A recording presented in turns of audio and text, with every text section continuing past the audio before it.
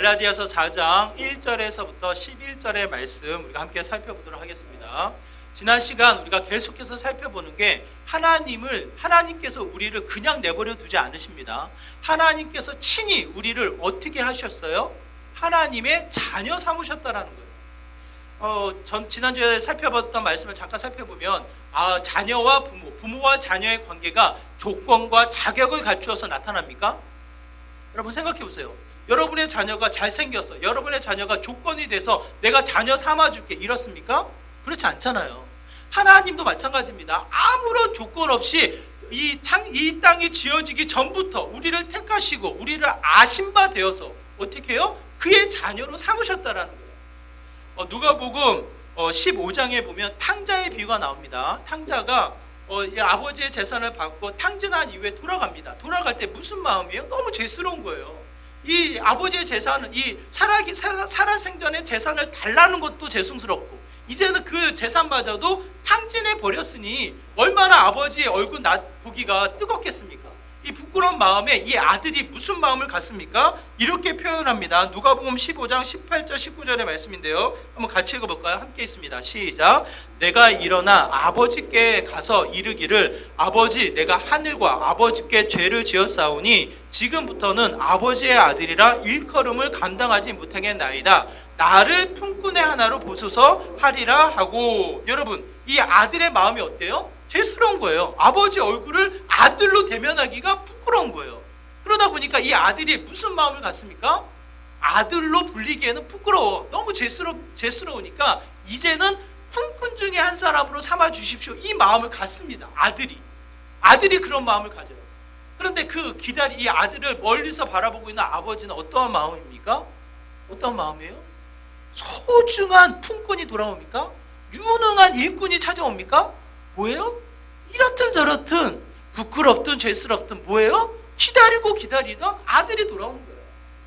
그 아들이 돌아오면서 또 한 번 그 아들의 권위, 그 아들을 통한 하나 되는 마음을 나누어 나가는 형태를 보여줍니다.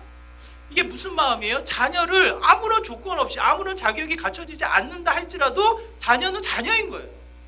아버지, 어머니가 그 자녀를 마다하지 않는다라는 거예요.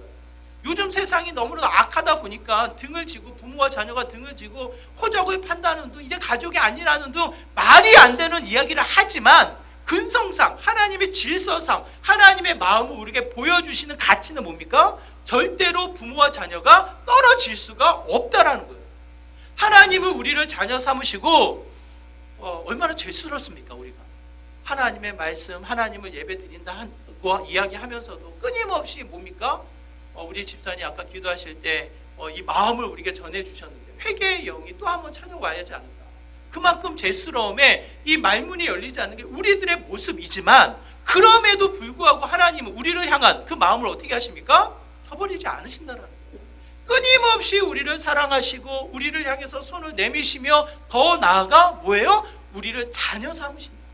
그러므로 성경에서는 오늘 아주 기억해야 할 이 표현이 나오는데 6절의 말씀입니다. 우리 6절의 말씀 같이 읽어볼까요? 함께 했습니다. 시작.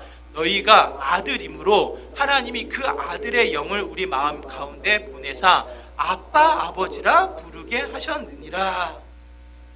가끔 제가 우리 자녀들과의 이 관계 통해서 제가 가끔 느끼는 게 얘가 나를 친구로 여기나 만만하게 여기나 가끔 말을 할 때 말을 너무 쉽게 놔버려요.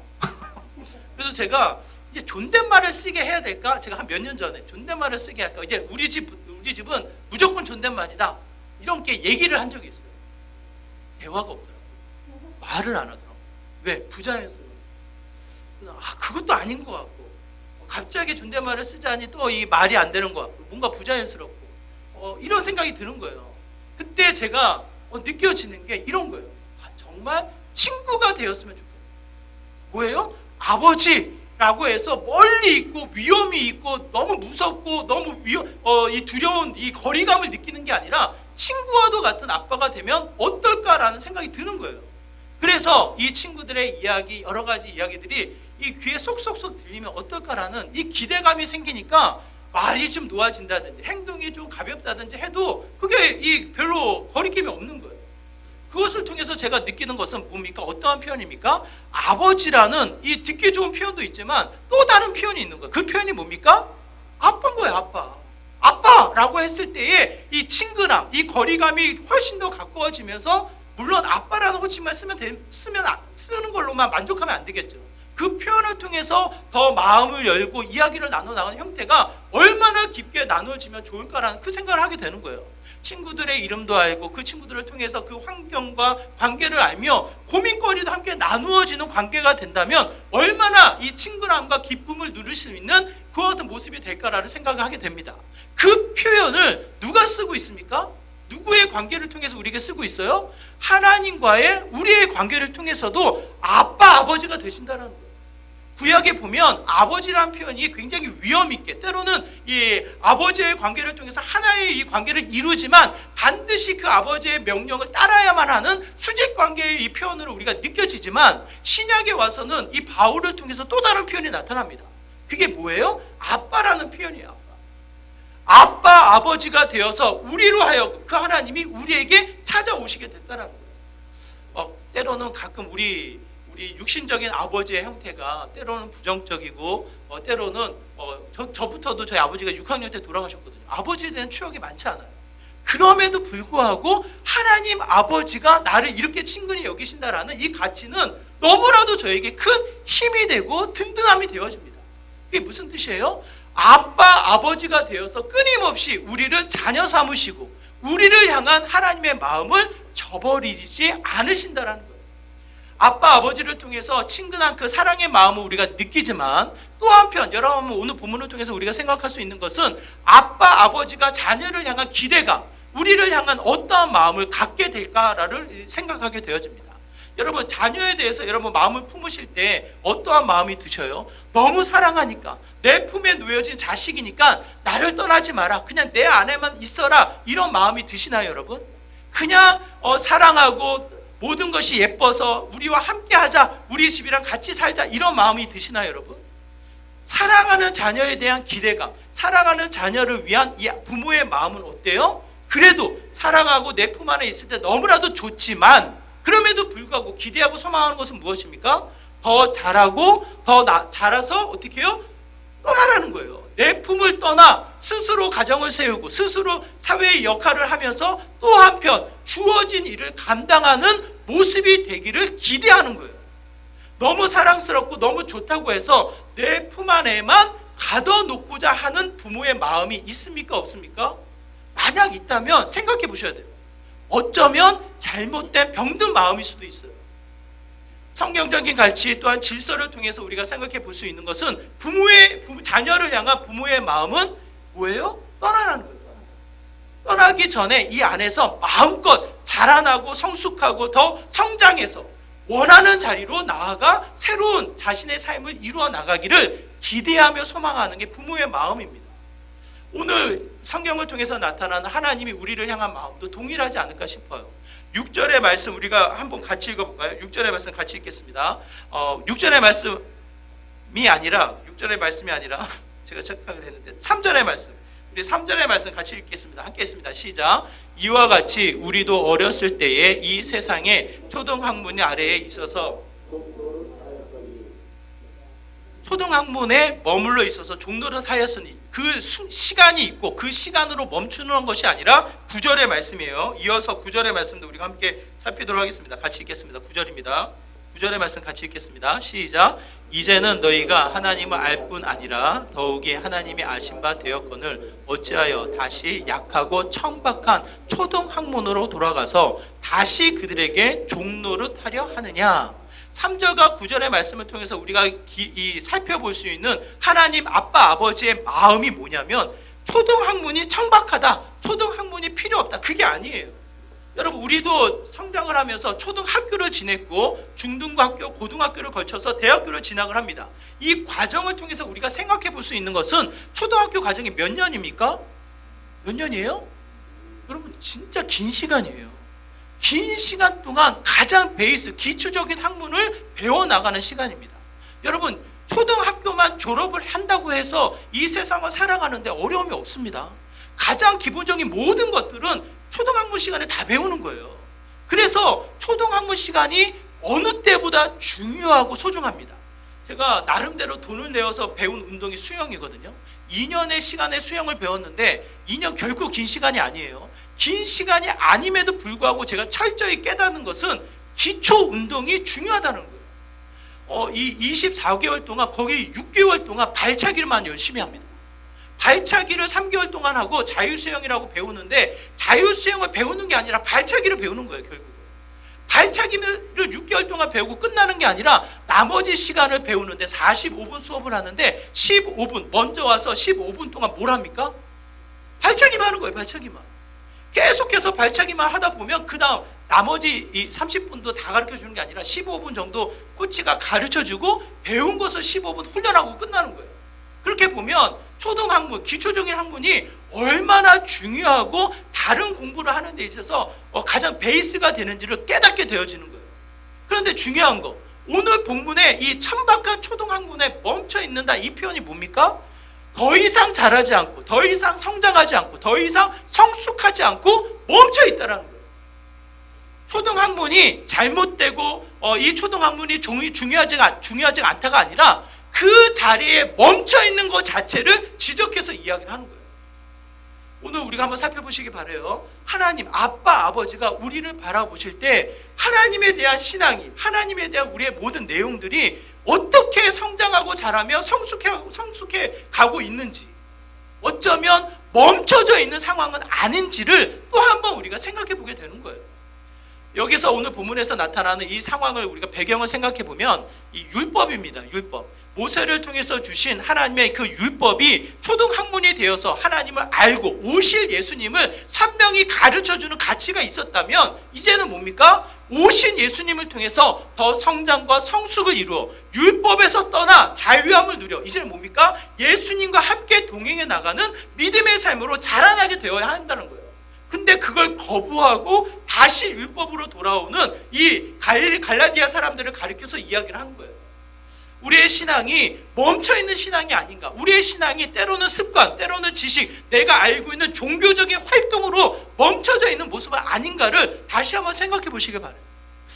아빠 아버지의 바람은 멈춰있는 신앙이 아니라 그 언젠가 좋았던 이 중요했던 초등학문으로 그냥 그 자리에 멈춰있는 것이 아니라 뭡니까? 그 가치를 가지고 자라나며 성숙과 성장을 이루어나가는 믿음의 가치가 그 어느 때보다 아빠 아버지가 우리를 향해서 보시는 시선이라는 거예요.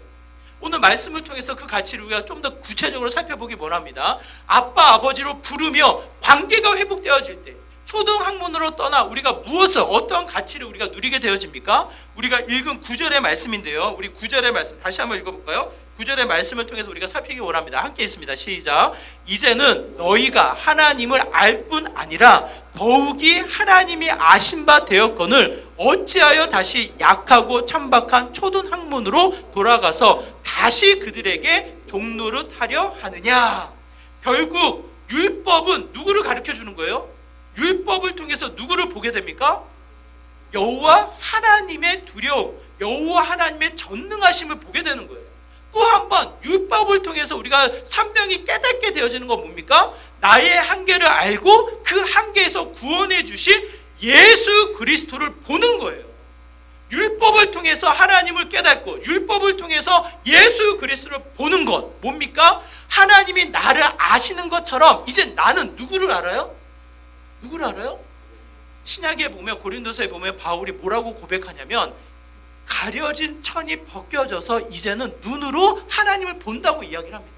그만큼 율법을 통해서 보았던 하나님을 이제는 예수 그리스도를 통해서 선명하게 하나님을 만나게 된다라는 거예요. 9절의 고백처럼 하나님이 우리를 아신 바 되는 것처럼 이제는 우리도 누구를 압니까? 하나님을 알게 된다라는 거예요.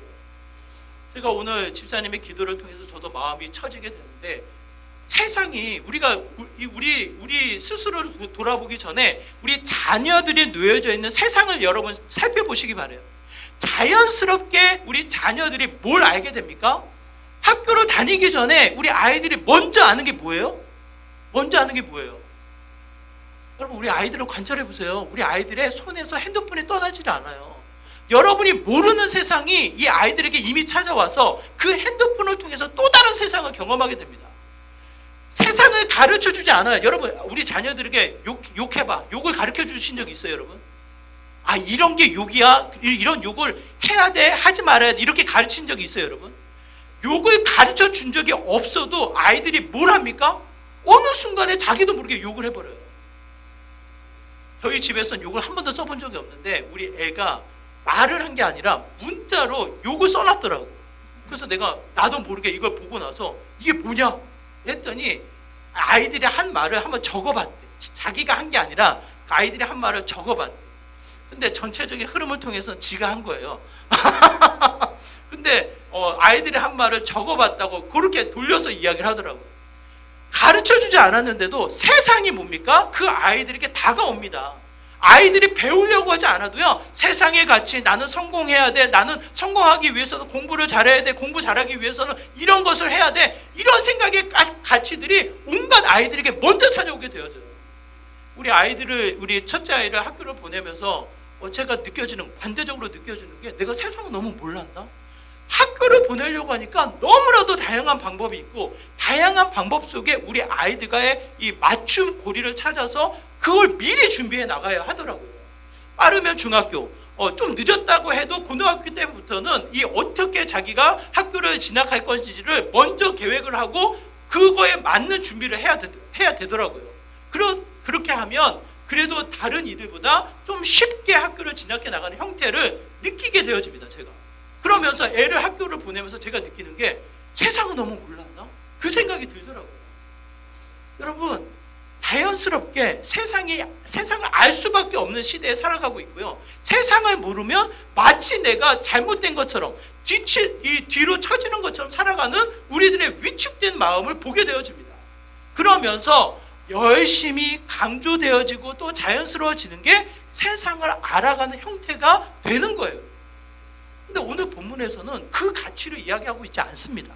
아빠, 아버지가 되어서 또 한 번 하나님과의 관계 속에 우리의 가치가 무엇으로 나타납니까? 세상을 알기 전에 하나님을 알아야 된다는 거예요. 하나님이 나의 머리털까지 세신 바 되시면서 나를 아시는 것처럼 우리는 누구를 알아야 합니까? 여러분 한번 생각해 보세요. 우리 아이들이 사춘기가 되었을 때에 부모의 갈등이 나타납니다. 부모의 갈등의 이 원인이 뭐라고 생각하세요? 자녀들의 마음속에 그게 있어요. 자녀들과 부모의 갈등 속에, 자녀의 마음속에는 뭐가 있냐면, 부모들은 나를 모른다. 부모들은 나를 모르니까 부모랑 대화하기 싫은 거예요. 부모님들이 내 마음을 충분히 이해해 주지 못하니까 부모님이 싫은 거예요. 왜 내 마음을 이해 못해? 나는 지금 이게 너무 중요한데, 이게 지금 내 인생에 죽느냐 사느냐 같은 이 중요한 문제인데 왜 이걸 이해 못해줘? 라고 하며 부모들이 떨어지는 거예요. 이제 내 마음을 이해해주는 친구들을 찾아가서 함께 이야기하고, 맞아, 그래, 우리밖에 없어. 이게 서로 친구들끼리 붙어버리는 거예요. 이게 왜 그렇습니까? 부모들이 나를 모른다는 생각에 그런 거예요. 그런데 성경에서는 그 가치를, 그 부모의 관계의 가치를 또 한번 우리가 하나님과 우리의 관계를 통해서 생각해 보면, 하나님은 너무나도 우리를 잘 아는데 우리가 반항을 하는 거예요. 하나님이 우리가 모른다고. 하나님을 알려고 하지도 않으면서도 하나님이 나를 모른답시고 그냥 내 멋대로 행동하는 사춘기 신앙의 길을 보내고 있는 거예요. 더 잘하지도 않고 멈춰버리는 그와 같은 모습을 갖게 되어진다는 거예요. 근데 성경은 우리에게 이야기합니다. 아빠, 아버지가 되셔서 누구보다 우리를 세세히 아신다는 거예요. 시편 139편 1절에서부터 4절의 말씀에 보면 하나님이 우리를 어떻게 아시는지를 이야기하는데, 우리 한번 같이 읽어볼까요? 함께 있습니다. 여호와여, 주께서 나를 살펴보셨으므로 나를 아시나이다. 주께서 내가 앉고 일어섬을 아시고 멀리서도 나의 생각을 밝히 아시오며, 나의 모든 길과 내가 눕는 것을 살펴보셨으므로 나의 모든 행위를 익히 아시오니, 여호와여, 내 혀의 말을 알지 못하는 것이 하나도 없으시니이다. 하나님 어떤 분이십니까? 하나님이 선명하게 내 마음과 내 생각과 계획과 앞으로 가야 할 길, 앉는 것, 서는 것, 눕는 것, 모든 것들을 아신다라는 거예요. 아신다라는 거예요. 그럼 자녀된 우리는 누구를 찾아가야 됩니까? 자녀된 우리는 누굴 찾아가야 돼요? 결국 하나님을 찾아가야 돼요. 아빠, 아버지를 찾아가서 또 한 번 나를 아시는 그분이 어떻게 나를 이끄시는지를, 그분을 알아가는 믿음의 모습이 되어야 한다는 거예요, 여러분. 세상도 알아야 하고 자녀들도 알아야 하고 지금 나의 처해 있는 상황도 잘 관찰하고 분별해서 내가 지혜를 구해야 되는 일도 중요하지만 그 안에 갇혀져 있을 수 없다라는 거예요. 예전에 알았던 그 하나님으로, 그래 나를 구원하시고 나를 사랑하시는 그 하나님 너무나도 크신 분이지, 예전에 알았던 하나님으로 멈춰버리는 건 초등학문이라는 거예요. 지금 살아서 오늘 나와 함께 어떻게 나를 아시고 나를 이끄시는지 그 하나님을 아는 믿음의 삶이 되어야 한다는 것을 이야기합니다. 그것이 곧 또 한편 내가 멈춰있는 신앙이 아니라 자라나는 더 성숙과 성장을 이루는 믿음의 모습이 된다는 거예요. 그러므로 또 한 번 하나님을 알기 위해서 어떻게 해야 합니까? 더 달려나가고 그 하나님을 알기 위해서 눈을 비비며 그 하나님을 살펴나가는 믿음의 모습이 되어야 한다는 거예요. 지난 한 주 한번 생각해 보세요. 하나님을 얼마나 알기를 원하셨습니까? 얼마나 하나님을 알기 위해서 애를 쓰셨습니까? 그런 노력이 없으면 결국 내가 아는 지식으로 멈춰버리는 거예요. 목회자들도 마찬가지입니다. 끊임없이 교수님들이 하시는 말씀이 3년의 대학원 그게 다가 아니다. 너 이 3년 동안 배웠다고 해서 아는 척하지 말라고 이렇게 이야기를 해요. 3년 동안 가지고 이 베이스를 가지고 끊임없이 하나님을 찾아 나서라는 거예요. 성경을 연구하고 연구된 성경의 말씀을 통해서 살아남으라는 거예요. 살아보라는 거예요. 그 살아있는 말씀이 어떻게 내 삶 가운데 하나님을 만나주시고 알게 하시는지, 그 하나님을 찾았을 때에 여러분 어떻게 됩니까, 여러분? 땅속을 파는데 보물이 이 금맥을 여러분 발견했다고 생각해 보세요. 어떻게 하시겠어요? 우리 장로님 이 삽질 좋아하시거든요. 열무 오늘 가져오셨거든요. 열무, 이 막 자란 열무 얼마나 연하고 부드럽고 맛있겠습니까? 우리 집 장로님이 농사를 짓는데 거기에 금맥이 만약에 발견됐다고 생각해봐요. 여러분 어떻게 하시겠어요? 얼른 덮어놓고 어떻게 하시겠어요? 그 금맥이 흐르는 땅을 살기 위해서 난리가 나지 않겠습니까? 왜? 그 소중한 가치를 발견했으니까. 하나님을 만나면, 하나님을 알면 알수록 이 기쁨이 넘치는 거예요. 그 하나님을 알면 알수록 우리의 삶이 더 확장되어져서 하나님을 찾아 나서는 믿음의 삶이 된다는 거예요. 이 목회자로서 정말 기쁜 게 성경을 읽다가 몰랐던 하나님의 가치가 드러나는 거예요. 아니 하나님이 사는 거나 눕는 거나 가는 거나 하는 모든 일을 아신단 말이야. 답답한 나의 마음을 하나님이 아신단 말이야. 그 하나님의 가치를 내가 발견하면 어떻게 됩니까? 내가 그 아는 만큼 기쁜 거예요. 아는 만큼 어떻게 해요? 든든함을 누리게 되어지는 거예요. 그러므로 성경이 이야기합니다. 초등학문에 멈추는 것이 아니라 하나님을 아는 것에 있어서 더 깊어지고 넓어지며 풍성해지는, 성장하는 믿음의 모습을 권해서 우리에게 이야기하는 거예요. 더 나아가 이 초등학문에 멈춰 있는 것이 아니라 더 자라나는 우리를 향해서 하나님이 뭘 맡기십니까? 오늘 성경에서 우리에게 이렇게 이야기를 합니다. 7절의 말씀인데요. 우리 7절의 말씀 한번 같이 읽어볼까요? 함께 있습니다. 시작. 그러므로 내가 이후로는 종이 아니요 아들이니 아들이면 하나님으로 말미암아 유업을 받을 자니라. 초등학문에 멈춰 있을 때는 어떻게 해요? 똑같아요. 종이나 아들이나 똑같이 자라나기를 기다립니다.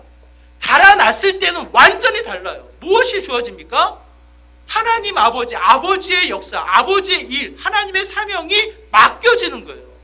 하나님 나라가 이 지어진 이 땅이 우리에게 맡겨짐으로 말미암아 하나님의 일을 이루어 나가는 형태가 되어집니다.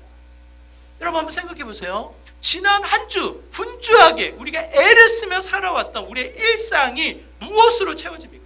무엇으로 그렇게 바쁘게 살아가게 됩니까? 해야 할 일 중요하죠.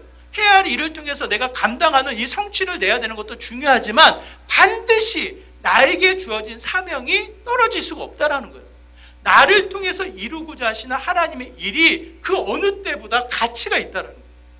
여러분 한번 생각해 보세요. 우리는 이 죄의 결과로 말미암아 일이 주어졌으니까 이 일에서 벗어나기를 원하잖아요. 빨리 은퇴해서 마지막 노후를 좀 즐기면서 내가 하고 싶은 일을 편안하게 하면서 살고 싶다. 일에서 떠나고 싶다. 때로는 갑자기 이 로또라도 뭔가 뚝 떨어져가지고 일 안 했으면 좋겠다. 뭐 이런 생각을 우리가 하잖아요.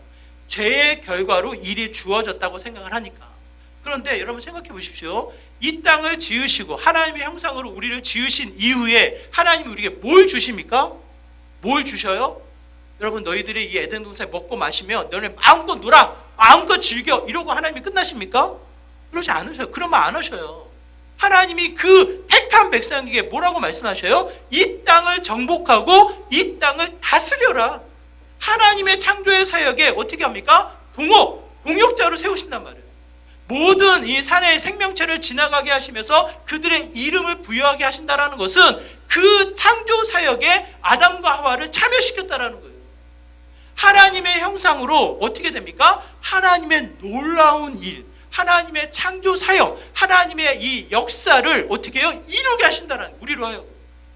이제는 그것이 회복되어져서 하나님의 아들로 성장과 성숙을 이루었을 때에 이제는 그 하나님 나라의 사명을 맡기겠노라, 이 이야기를 하신다는 거예요. 난 일하기 싫으니까 그냥 이 초등학문에, 난 일하기 싫으니까 그냥 이 어린 마음으로 멈춰 있어야지. 여러분, 여러분의 자녀가 그렇게 멈춰 있다고 생각해 보세요. 어제 찬양팀 1박 2일 수련회를 갔거든요.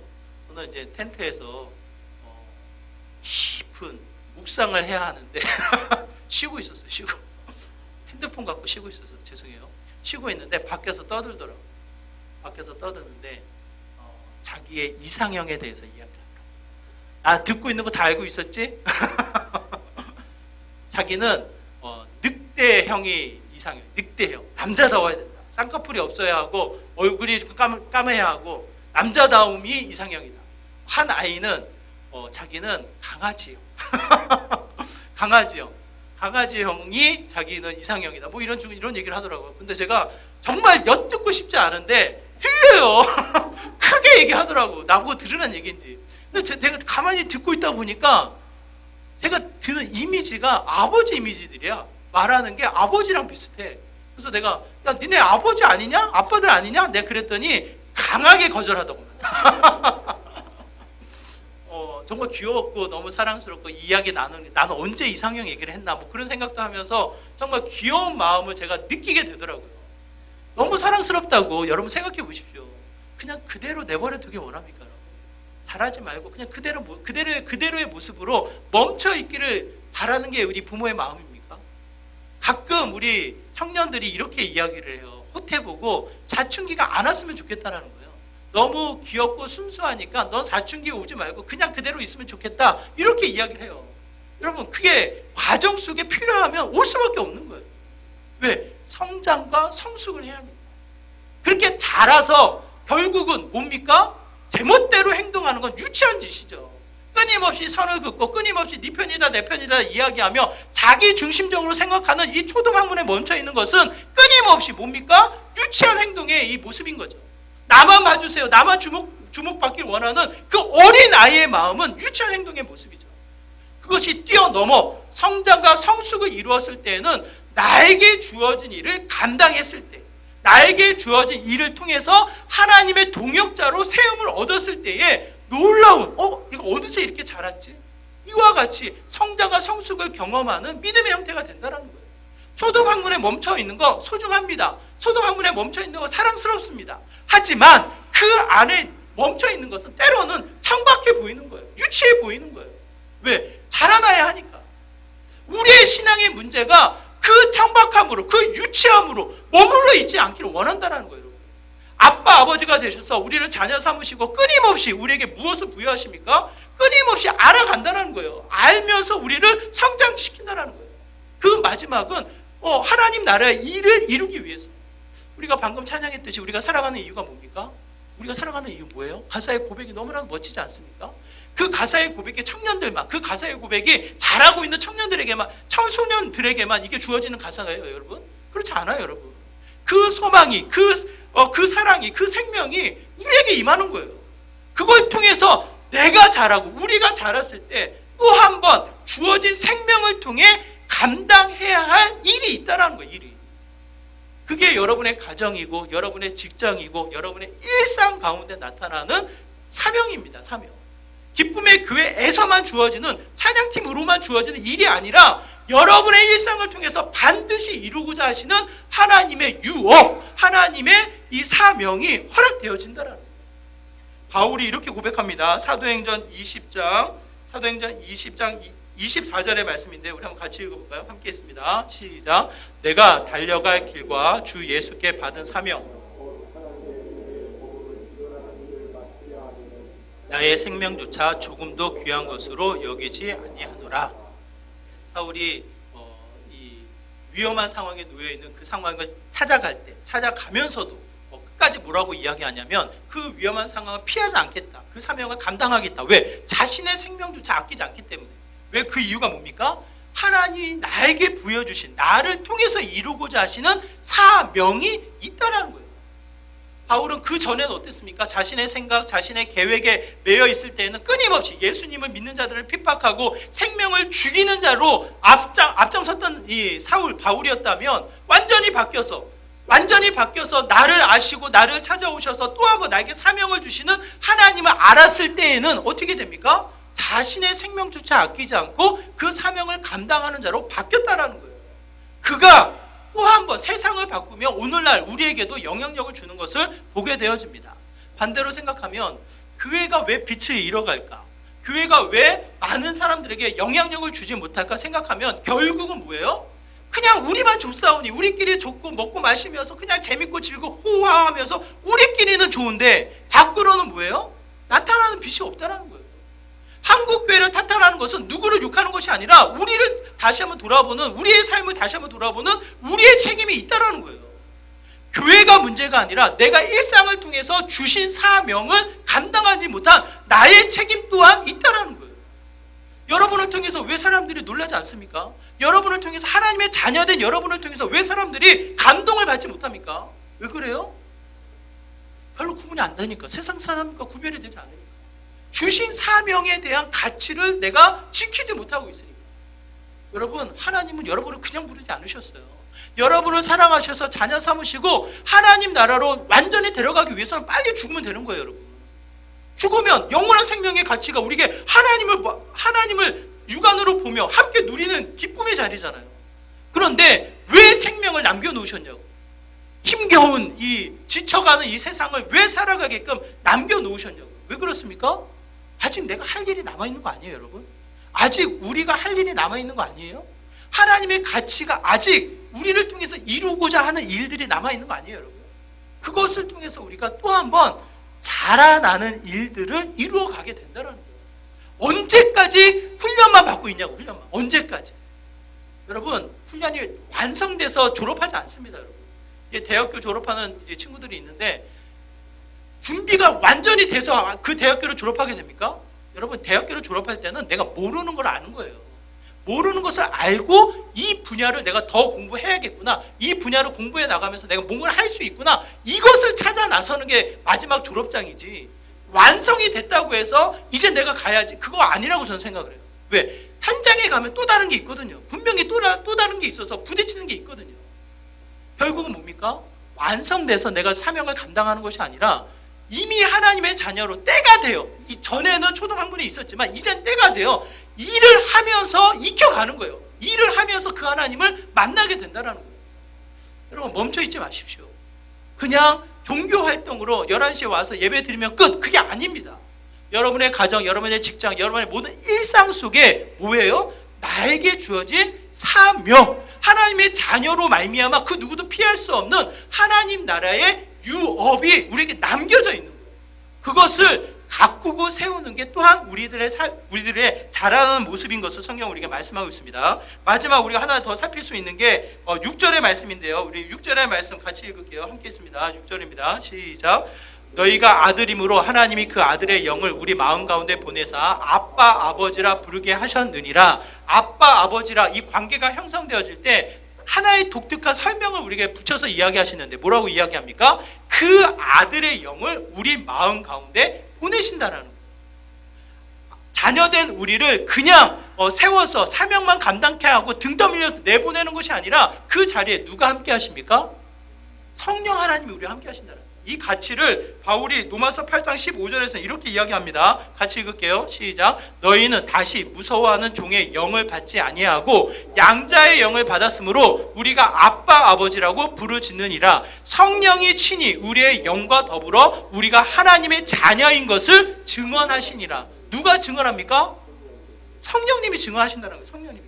우리가 자녀됨을, 사명을 감당하면서 애를 쓰면서 뭔가를 했을 때 내 스스로가 증명하는 게 아니라 내 안에 계신 성령 하나님이 나와 함께 하심으로 그 성령 하나님이 어떻게 하신다? 빛나게 하신다는 거예요. 빛나게. 하나님의 자녀라고. 이 일을 통한 하나님의 영광을 증언하게 하신다는 거예요. 여러분, 빨리 깨달으십시오. 내가 하는 게 아닙니다. 여러분. 나의 능력, 내 힘, 내가 가지고 있는 재능으로 절대로 하는 게 아닙니다. 여러분, 우리 교회에서 가장 예쁜 분이 누구예요?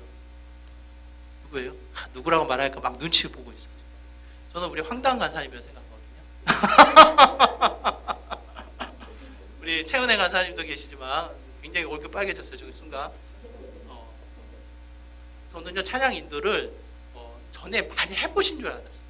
근데 소그룹 모임에서만 했지 이렇게 앞에 서서 마이크 잡고 해본 적은 없다라는 거예요. 처음 모습과 오늘의 모습이 완전히 다르지 않습니까? 우리 찬양팀 1박 2일 훈련했다고 해서 그 자체로 재능과 재능을 갖춰가지고 이렇게 됩니까? 저는 그렇지 않다고 생각하거든요. 이 모든 것들이 부족하지만 한 걸음 한 걸음 가다 보니까 내가 했다 말할 수 없는 하나님의 은혜가 나를 통해서 드러나는 그 은혜를 누리게 된다는 거예요. 여러분, 오늘 예민한 분들은 느끼셨을 텐데 찬양하다가 아멘 한 적이 없습니다. 오늘 처음 하셨어요. 찬양하다가 아멘 이렇게 멘트를 한 적이 별로 없어요. 오늘 처음 하셨어요. 제가 그 멘트를 들으면서 정말 하나님을 찬양하는구나. 이 찬양 인도를 하는 게 아니라 본인이 하나님을 찬양하고 있구나. 제가 너무 감사했거든요. 우리 찬양팀도 연주를 하는 게 아니라 하나님을 찬양하는 자리가 되었으면 좋겠어요. 그게 왜요? 내가 하는 게 아니거든요. 성령 하나님을 찬양할 때 그 하나님이 드러나는 거거든요. 그때 여러분 빛납니다. 외모가 어떤 게 중요한 게 아니라 빛나는 거예요. 스스로 하나님이 증언시키는 거예요. 봐라, 하나님의 자녀다. 갇혀서가 아니라 뭔가 이루어서가 아니라 그 자체가 하나님의 자녀라는 거예요. 여러분, 우리들이 하나님의 자녀인 것을 스스로를 나타내려 하지 마십시오. 하나님이 주신 사명을 가지고 그 하나님을 알아가면 알아갈수록 자연스럽게 빛나게 되어져 있어요. 내가 뭘 해서가 아니라, 뭘 안 해서가 아니라 하나님의 일하심이 그 하나님이 주신 사명을 붙잡고 하나님을 아는 순간, 한 걸음 한 걸음 가는 순간 그 자리가 하나님의 자녀라고 빛나게 되어 있다고. 뭔가 좀 다른데 나타나게 되어져 있다고. 그 은혜를 누리실 때 초등부 학문에서 벗어난 성장과 성숙을 이루는 믿음의 모습. 언제까지 졸업 안 하고 있을 거야? 언제까지 멈춰 있을 거야? 그런 잔소리를 듣는 게 아니라 정말 하나님의 자녀로 빛이 나는 하나님의 자녀로 그의 사명을 감당하며 누구보다 그 하나님을 알아가는 기쁨을 누리는 저와 여러분의 귀한 시간이 되기를 다시 한번 부탁을 드려요. 멈추지 마시고 더 자라나서 아빠 아버지를 충분히 누리는 저와 여러분의 귀한 삶 되시기를 주님의 이름으로 축원합니다. 우리 말씀을 기억하시면서 함께 기도하기 원해요. 아빠 아버지가 되시는 그 하나님 알기를 원합니다. 더 하나님의 기업, 하나님의 나라의 그 사명을 감당하는 자가 되길 소망합니다. 초등학문으로 멈추어서 내가 그냥 바둥바둥 그러는 것이 아니라 예수 그리스도 성령 하나님이 드러나는 믿음의 삶이 되기를 다시 한번 기대합니다. 우리의 삶 자라나게 하시고 성장케 하여 주시고 하나님의 자녀로 또 한번 주님을 충분히 누리는 믿음의 복된 삶 되게 하여 주시옵소서라고 이와 같은 마음으로 우리 함께 기도하며 나가도록 하겠습니다. 기도합니다. 하나님 아버지, 시간 간절한 마음으로 기도합니다. 아빠 아버지가 되시는 그 하나님의 은혜를 기대하고 소망합니다. 주님을 알기를 원합니다. 주님이 주신 그 사명을 감당하기 원합니다. 끊임없이 성령 하나님과 동행함으로 주님의 자녀가 나타나는 빛나는 믿음의 귀한 삶 되기를 소망합니다. 세상을 향해서 분주하게 세상을 향해서 쫓겨 살아가는 우리들의 모습이 되지 않게 하여 주시고 종교 활동으로 멈추지 않게 하여 주시고 초등학문에 멈춰있지 않게 하여 주시고 더 깨어서 자라나서 주님의 일, 주님의 사명, 주님을 알아가는데 더 깊어지고 주님과 동행해 나아가는 믿음의 귀한 자리가 되게 하여 주시옵소서. 한 영혼도 그냥 돌아가 없게 하여 주시고 깨어서 다시 한번 주님의 자녀됨을 충분히 누리는 믿음의 복된 자리 되게 하여 주시옵소서. 주님